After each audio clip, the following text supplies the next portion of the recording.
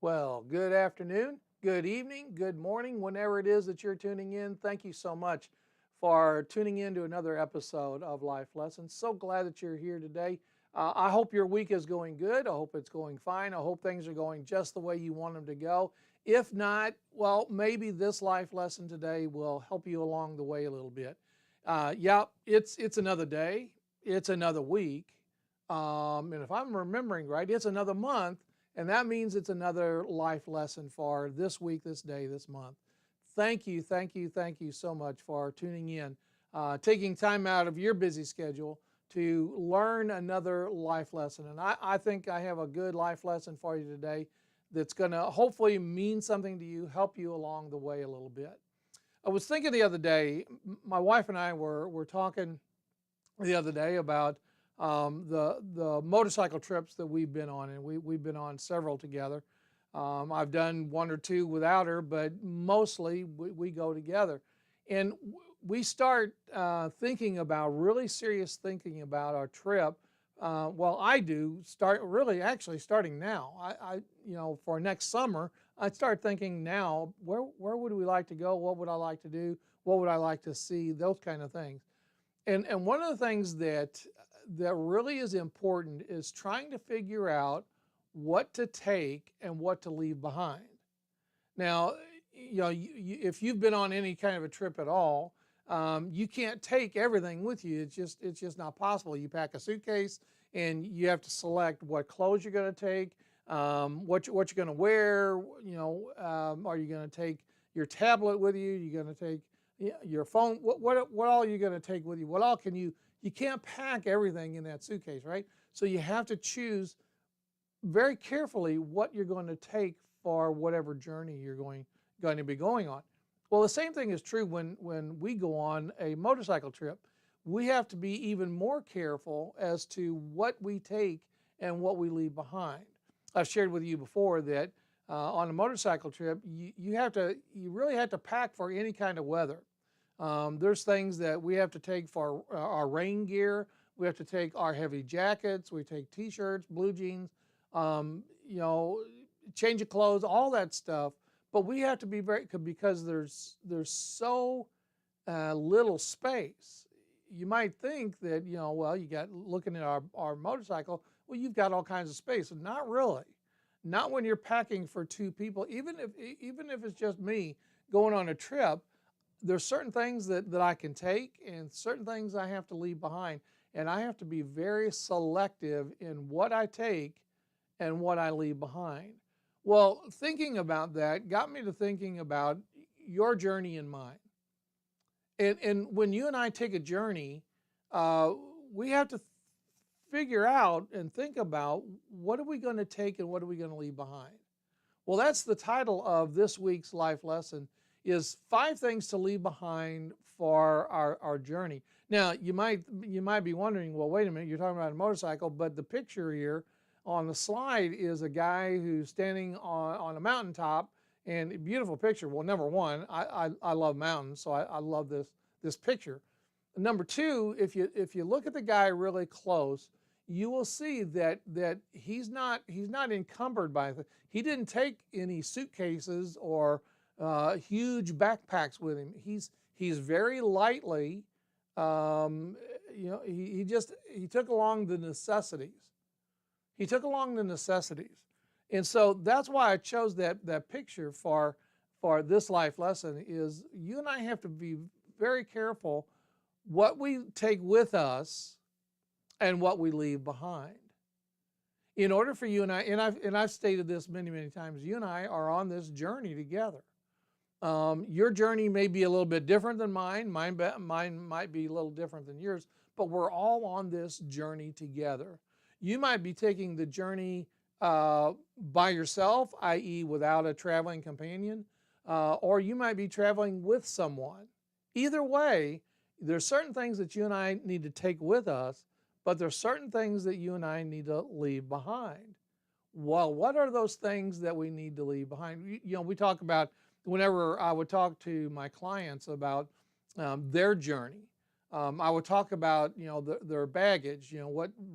What kind of baggage, what kind of luggage are you taking with you that's kind of weighting you down. Things from your past, things that are not horrifically or bad or traumatic, but just things that weigh you down. The way we think, the way we believe, the way we the way we see other people in our life and our journey. What are those kind of things that maybe we should leave behind? You may be wondering, why in the world I just don't seem to be making any headway in my journey. Well, that's what I want to speak to today. Okay, so here's what I want to do. Let's, as I do every week, I want to point out a scripture that really that helps us to anchor into what our thoughts are today. Okay, so let's get into it. So Philippians chapter 3, and this is a very familiar passage to a lot of people. You may not be somebody that memorizes scripture, and okay, that's fine, but you may have heard this along the way, somewhere along the way. And I think probably in some of my past podcasts, I have mentioned these particular verses. It comes out of Philippians chapter 3, verses 13 and 14. Listen to what Paul says. Brothers and sisters, I do not consider myself to have taken hold of it, but one thing I do. Okay, he's zeroed in on one thing, this journey that he's on, that you and I are on. Forgetting which is behind, forgetting that which is behind, and straining toward that which is ahead.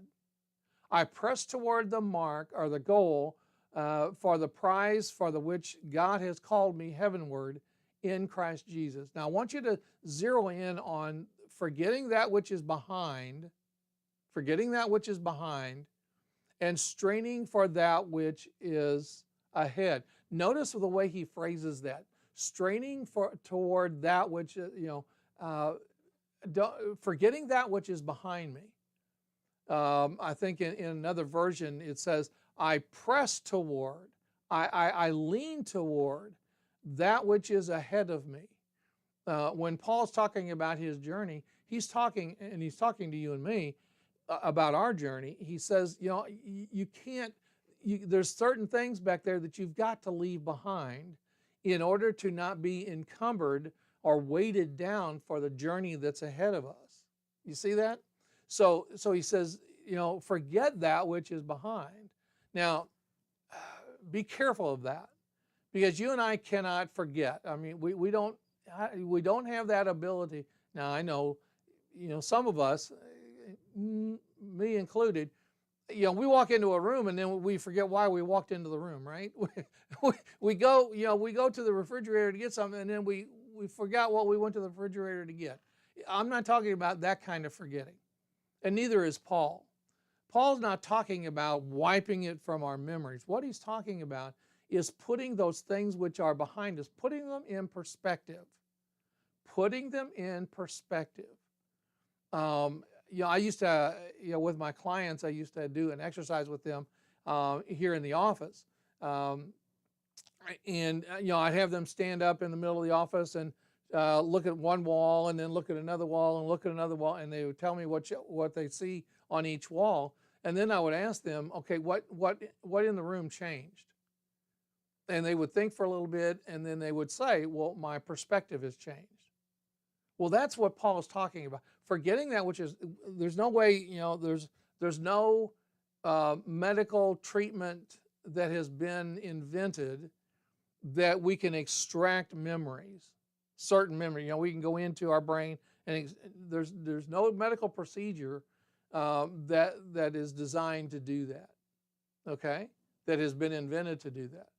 So what does Paul mean when he says, forgetting that which is behind, I lean in toward, I press toward what is in front of me? Look at what he says again. Forgetting what is behind and straining toward that which is ahead. Now, when he's talking about straining, he's talking about actually leaning into a strong headwind.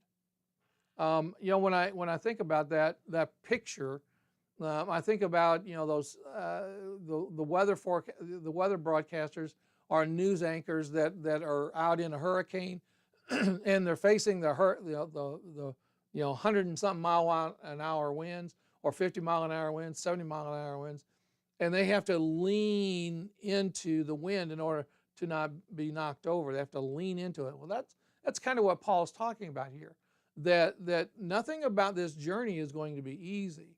Nothing is. So what does he mean here? Well, that's what I want to talk about, is what are those things that we need to leave behind? What is it that we need to leave behind in order for us to move forward in our journey? Okay, so let's start looking at it. Getting close to God. Some people often think about getting close to God means that He's blessing us with things. And there's certain things that get in our way that sometimes involves releasing that which hinders our progress. So we get so weighted down. You ever had one of those junk closets, right? I think everybody has one. Those junk closets where you just stuff it full of whatever. You just stuff it full of junk, and you keep saying to yourself, one of these days I need to go through that and get rid of a bunch of stuff. There's some things I need to get rid of. There's some things I need to throw away, give to other people. There's some things I need to keep. I need to go through that closet and get rid of all that. Well, that's what he's talking about here, is not being hindered by those past things, those things that hinder our growth. Well, what are those things? Well, first of all, we need to leave behind worry and fear. We need to leave behind worry and fear. In the same book, Philippians chapter 4, verse 6, Paul says, don't be anxious about anything, but in every situation, by prayer and petition with thanksgiving, present your requests to God. Trusting in God's care is essential for us to move forward in our journey. I guess it's common. All of us have different worries, right? All of us do. We worry about our bills. We worry about, the weather. We worry about our kids. We worry, well, I'm talking about being obsessed with that, okay? Where you get up in the morning and you start worrying, and you go to bed at night and you're worrying. There's no way that you and I can press forward. There's no way that you and I can continue on that journey. Go back and look at the guy, look at the guy on the mountaintop there. Okay, look at him. Take a real close look at him. He's got his hands raised out, his arms up, and it's a place of victory because he kept going forward. He kept climbing up, and I'm sure that there were times in which he was climbing up that I'll never reach the top. I'll never reach the top. I'll never see the wondrous things that you can see from a mountaintop. So if he kept worrying about, well, am I going to make it? Am I going to make it? Am I going, what's it going to be like when I get to the? No, there's certain things that you and I worry about, and okay, we do, and that's okay. But what I'm talking about here, and I think what Paul's talking about in leaving things behind, is trusting in God's care. We talk about trusting God, and trusting God doesn't just happen, right? It doesn't just happen. We have to really work at it, just as like we don't automatically trust somebody that we meet for the first time. We don't automatically trust them.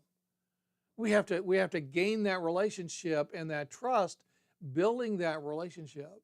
And so we have to trust that God, because God cares about me, that God cares for me, that God is in control of all this stuff, that He will in fact take care of me. Does that mean that we won't have difficult times? No. But even in those difficult times, God cares about me. I think it's in 1 Peter. Peter says, cast all your cares, all your anxiety on Him, for He, wait for it, He cares for you.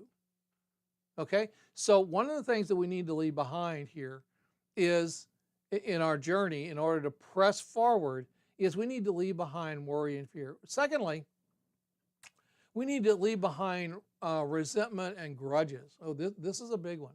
This is a big one. Jesus said in Matthew chapter 6, verse 12, forgive us our debts as we forgive our debtors. Clutching on to anger and bitterness will keep us from moving forward.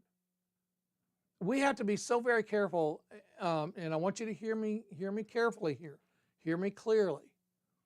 We have to be so very careful when we say or when we think, I will never, ever, ever, ever, ever, ever, ever forgive that person for X, Y, or Z. Okay, you're free to do that. You're free to do that. But what happens is that's like a 2-ton rock on your shoulders that you carry that around with you, because the other person, they're going on with their life. The person that offended you, the person that hurt you, whatever that hurt was. And that's why I want you to be really careful to hear me correctly here. Because forgiveness is not about the other person. No. Forgiveness is all about you releasing that person from whatever the harm, whatever they did. It's about you releasing that person, no matter what it is. Okay, and remember, I had a number of people in my office where they struggled with unforgiveness for years and years and years, and they ended up having ulcers, they had headaches, they had heart problems, all these physiological problems, and it all was rooted back to unforgiveness. You can carry that around if you want, but you're never going to be able to enjoy the journey and enjoy the destination once you get there. If you're lugging, you might be lugging around resentment. I've talked in other podcasts about this thing called Facebook envy, that we look on Facebook and we envy, people are traveling all over the place, and we're saying, boy, I wish I could do that. I wish I could be like that. Trust me when I tell you that oftentimes, people take these selfies and they're smiling. Doesn't mean that they're smiling inside. And I've met those people in my office where they're smiling, on their Facebook posts, but they're struggling behind closed doors. Okay? And a lot of it has to do with this whole thing of resentment and holding a grudge. Now, when forgiveness doesn't necessarily mean that you and that other person will engage in a relationship. No. That hurt may have been so egregious that relationship, that friendship, whatever that was, is forever severed. It may be that the forgiveness can be at a point where you can forgive each other and join in again in that relationship. But some relationships need to be left in the past, okay? Then you're better off for it. But not hold a grudge. You see that? Not hold a grudge. Is there anyone or anything in your life that you have said, I will never, ever, ever forgive that? I want you to think about that. Think about that hard. Because if there is, and if that's where you're at, that may look at that in terms of, well, why am I not enjoying this journey? Why am I always in a bad mood? Why am I always in a grumpy mood? Why do people stay distance away from me? Why is that? It's not always them. It may be you. Okay? So the second thing we need to do, the second thing we need to leave behind is resentment and grudges. Third, we need to leave behind envy and comparison. Oh boy. There's another one. All right? Leave behind envy and comparison. One of the worst things that you and I believe, one of the worst things, not necessarily the worst, but one of the worst things you and I can do is compare our life to someone else's life. Because we don't really know what their life is like behind closed doors, do we? Look again at what Paul says in Galatians chapter 6, verse 4. He says, each of you test your own actions. Then they can take pride in themselves alone without comparing yourself to someone else.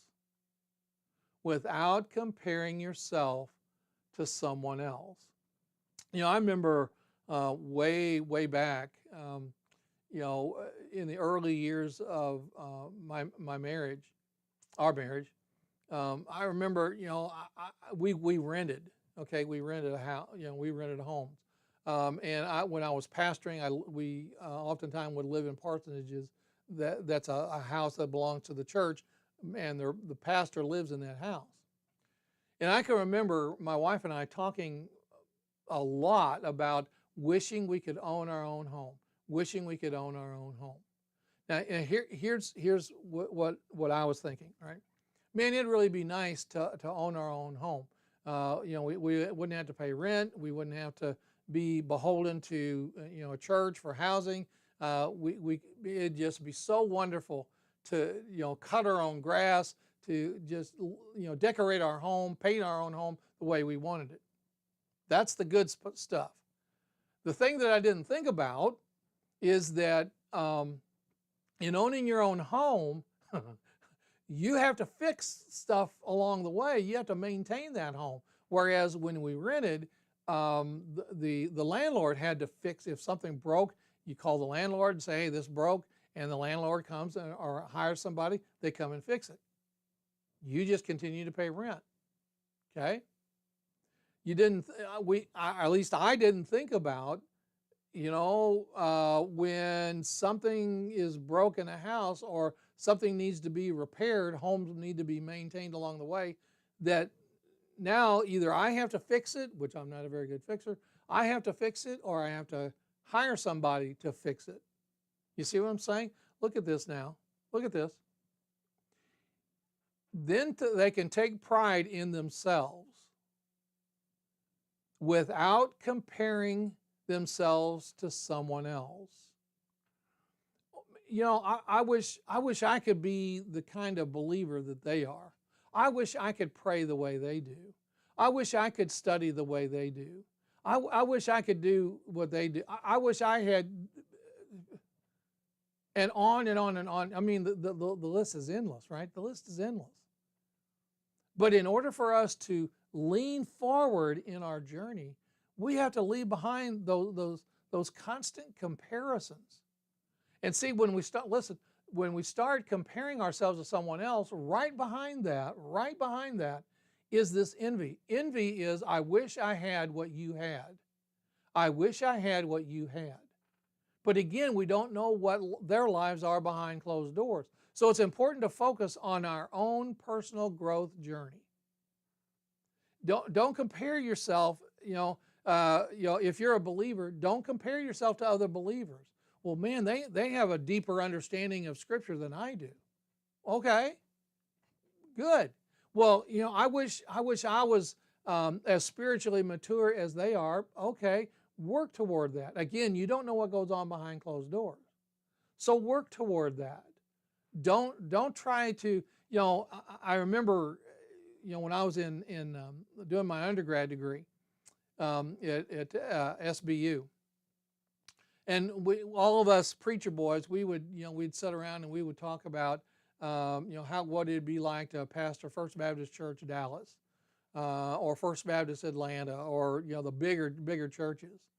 And if you're not careful, then you start envying what other people have. So you start comparing yourself. Why can't I be like they are? I wish I could be like, and you name somebody. We often think, particularly in adolescence, we think about, we get starstruck, right? I wish I could be like, name a star, your favorite star, your favorite movie star, your favorite singer, your favorite actor. I wish I could be like them. Really? Really? See, God created you and me to be you and me. He didn't create you and me to be somebody else. So be who you are and be happy with that. And if something needs to be improved, improve on that, because you need to improve on that, not because you're comparing yourself to someone else. That is a never-ending struggle. Listen to me now. That's a never-ending struggle when you and I start comparing ourselves to someone else and start trying to be like they are. Okay? So a third thing that we need seriously to leave behind is comparing ourselves to someone else and then having envy toward them. Okay. Number 4 is worshiping idols. Now, we don't often talk about this concept of worshiping idols, but I want you to look at Exodus chapter 20, verse 3. That's the very first commandments. You will have no other gods before me. God is saying, I and I alone will have first place in your life in worship. Okay? You will have no other gods before me. Now, listen, we often think about idols as having a little statue of something. I'm just going to, this little statue, this little thing I have right here. Okay, let's see if I can get it on the camera. There you go. I have this setting on my desk here in my office, right? We have to think of idols in terms of that little statue. No. An idol is anything that you and I bow down to. Look at it again. It's anything that you and I bow down to. I have this. I love bassets, right? I love bassets. So I have this setting on my desk. I'm trying to convince my wife to get a basset, and I'm working on that. So y'all help me with that. I'm working. I'm working on. But an idol is anything or anyone that replaces God, Jehovah God. Well, now what in the world could that be? Because see, we don't in American culture we don't really talk about that. We often think of worshiping idols as somebody in I don't know, in the outer bush of Africa that worships no. What is more important to you? Let me get down to the heart of it. All right. If there was something really spectacular that you wanted to go to on a Sunday morning versus going to church, which would you choose? Let's just say a ball game. I'm not a baseball fan. I'm just not. And if you are, that's great, but I'm not. But let's just say that here in the state of Missouri, in the St. Louis area, the Cardinals are playing on a Sunday, and there's no way that you can go to church and then be down there for the ball game. Okay, there's no way you can do that. So what do? Well, I have to choose one over the other. And I'm not talking about being legalistic here. I'm not talking about that. I'm talking about what is it that you choose to put in place. That's what idol worship is. Idol worship goes beyond these statues, right? It goes beyond these statues. It goes beyond that. It encompasses placing anything above God, whether it's wealth, authority, or even our own wishes. And that's what aligns, I think, with what Moses or God is saying to Moses and to all of us. That's the reason why it's the very first commandment. You will have no other gods before me. It's no accident that God put that first, because all of the other commandments are dependent upon that one thing. Is there somebody that is an idol to you? Is there somebody that you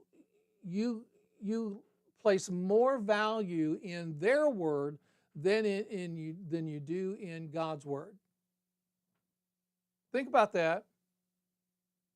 So, so we need to leave behind idol worship, whatever that is, whoever that is, whatever thing that is, that replaces in your heart God. God created us with what I call a God-sized hole in our heart that can only be satisfied with Him filling it. All these other things will fade away. You can even have a certain brand of clothing that you will buy. You don't go to Walmart. You go, you buy the name brand stuff. Things that cost, a couple $100 or 500 or 600 or 1,000. You buy the best stuff. Now, I'm not talking about quality here. I'm talking about worshiping, putting other things in front of God. That's why the first commandment is, you will have no other gods before me. Now, you want to see how that's borne out, read through the Old Testament, particularly in Exodus and Deuteronomy. Read those, Joshua. Read those books of the Old Testament, and you will find out what happens when people start worshiping things other than God. He created in us a God-sized hole in our heart that can only be filled and satisfied with Him. Okay? Think about that really hard. And I'm not talking about legalism here. I'm not talking about that. I'm talking about what satisfies. And an idol, whatever the idol is, will never, ever, ever, ever, ever satisfy. Okay? And lastly here, what I want to look at is living for the world. Living for the world. 1 John chapter 2, verse 15 says, "Do not love the world or the things that belong to the world. If anyone loves the world, the love of the Father is not in him." This is hard stuff. This is hard stuff.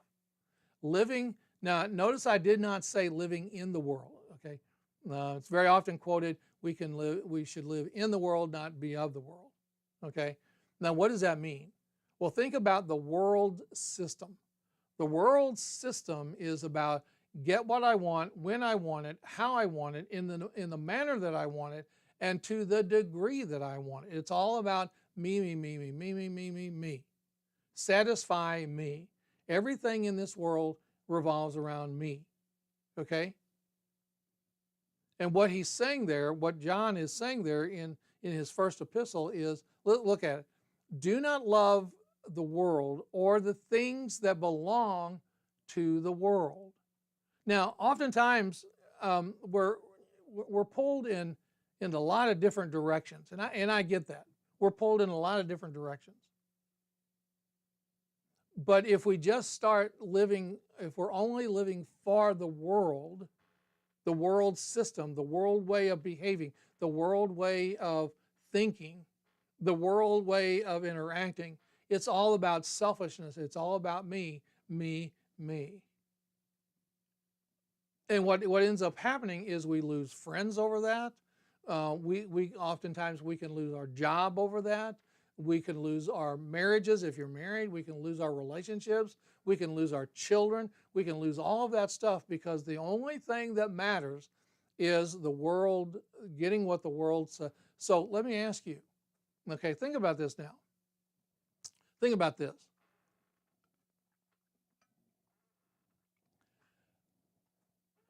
How do you define success?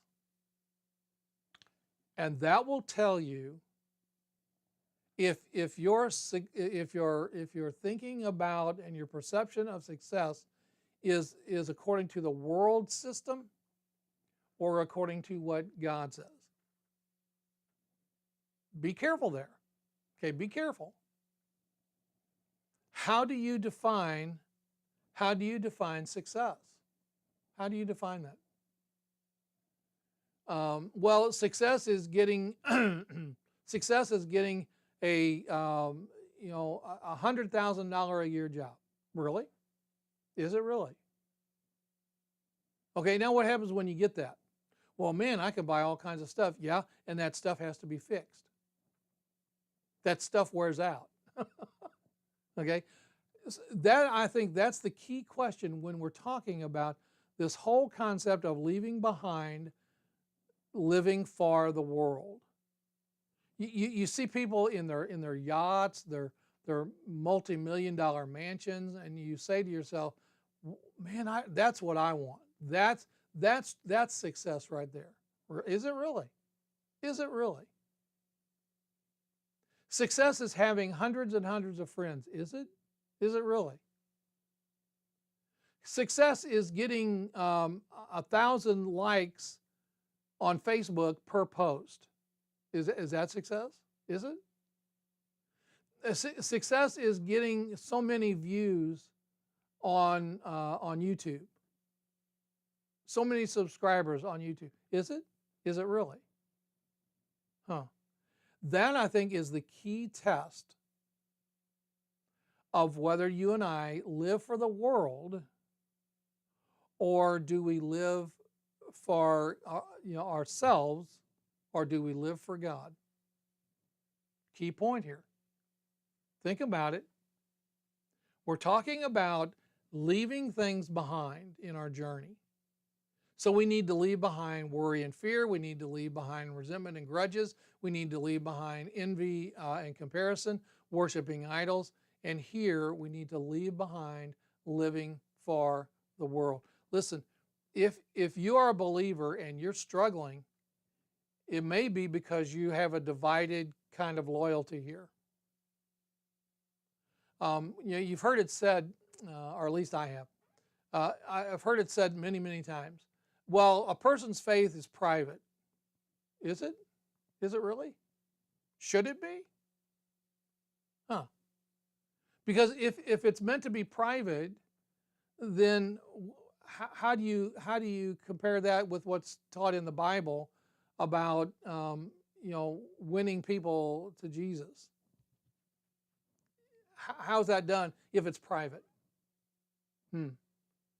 Well, when we're in a crisis, right? When we're in a crisis, and we're asking people, to pray for us, pray for the situation. Well, wait a minute, that's not keeping things private.